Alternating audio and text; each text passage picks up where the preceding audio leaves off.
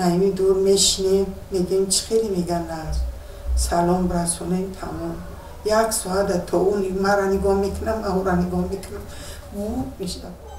سال 2008 فروخ رضایев پسر حدیثه دولتова ساکن شهر کلاب برای آشوب معروف سهراب لنگریев به حکم ابد محکوم شده است. با گفته این مادر محض وجود مراتور برای حکم قتل باعث شده است که فرزندش زنده است و آنها در 8 ماه یک بار او را خبر میگیرند. یعنی یک عمرش با نست بهتر امیدوارم که این بچه من سوق سلامت این 10 سال گذشته باشه. من امیدوارم که بابا پیش فرزندش میاد و پیش پدر و مادرش میاد خیش تاوشه میبینم. پیوندان زندانی های یک عمری میگویند از اینکه نزدیکانشان اعدام نشده است خوشحالند. آنها امید دارند که روز پرونده خویشاوندانشان بازنگری و حکم آنها تغییر داده خواهد شد. تاجیکستان سال 2004 نسبت به اجرای حکم قتل یا اعدام مراتور اعلام کرد و به جای آن جزای حبس ابد را جاری نمود. مقامات دادگاه عالی تاجیکستان میگویند در موردهای حکم قتل تا اعلان مراتور آمار ندارند زیرا اجرای حکم قتل مخفی بود. با اطلاع سازمان عفو بین الملل در 6 ماه سال 2002 در تاجیکستان 29 نفر محکوم به اعدام شدند. ماه ایولی سال 2003 یک نفر با اتهام قتل وزیر فرهنگ وقت عبدالرحیم رحیمov حکم قتل گرفت. ماه پیشتر از آن برادران داوود و شیرعلی نظریف ها با جرم اشتراک در عمل سوءقصد به جان رئیس شهر دوشنبه محمد سعید عبیداللهیو نیز به مرگ محکوم شدند. همینطور پس از 1 سال یعنی سال 2004 بعد از بحث های طولانی بودن یا نبودن جزای عالی بالاخره به جزای حکم قتل مراتور اعلام گردید و آن را به جزای حبس 1 عمری عوض کردند.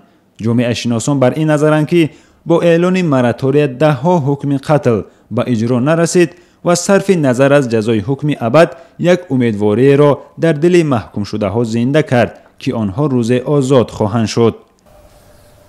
دولتماه خوجای و همسر سنگک سفرov فرمانده سابق فرانت خلقی تاجیکستان است که پسرش نور محمد سفرov و دامادش سهراب لنگریев سال 2008 به حبس ابد محکوم شدند. این مادر به بیگناهی پسرش که در 21 سالگیش به کنج زندان رفته بود پافشاری میکند و موقتا اجرا نشدن حکم قتل را بهانه برای تنطنه عدالتی دادگاهی میداند.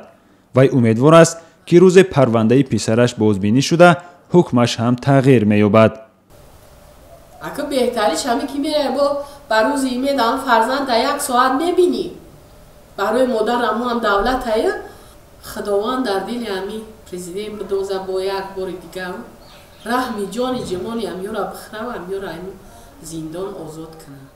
تاجیکستان با وجود اعلان مراتور هنوز حکم قتل را پورا به کار نکرده است. این است که در حال حاضر در 11 ماده کودکس جنایی مورد عمل تاجیکستان جزای حکم قتل ذکر شده است. دادستان کلی تاجیکستان سال گذشته در حضور خبرنگاران گفته بود جانبداری در قانونگذاری باقی ماندن حکم قتل است. من همچون دادستان کل طرفدار حکم قتل هستم و در نسبت جنایتکارانی که اصلاح پذیر نیستند، جنایت‌های وزنین و مخصوصاً وزنین می‌کنند و چند نفر را به قتل می‌رسانند، آنهایی که دست به جنایت‌های دولتی می‌زنند، از جمله کوشش تبادلات دولتی می‌کنند، عمل‌های تروریستی انجام می‌دهند، در نسبت آنها حکم قتل جاری کرده شود. Попытки переворотов, террористические акты и так далее. حقوقشناسان میگویند تاجیکستان حالا پکت دوم یعنی پیمان حقوق شهروندی سازمان ملل متحد در رابطه با حکم قتل را باید تصویب کند. بعد پوره اجرای این حکم برداشته خواهد شد. با اطلاع مسئولان وزارت عدلیه تاجیکستان حالا 80 نفر با جزای حکم ابد پشت میله های زندان به سر میبرند. با وجود امیدواری های پیوندان قانون میگوید زندانیانی که برای 1 عمر حبس گرفتند از طرف دولت عفو نمیشوند. در تاجیکستان پرزیدنت صلاحیت عفو نمودن را دارد.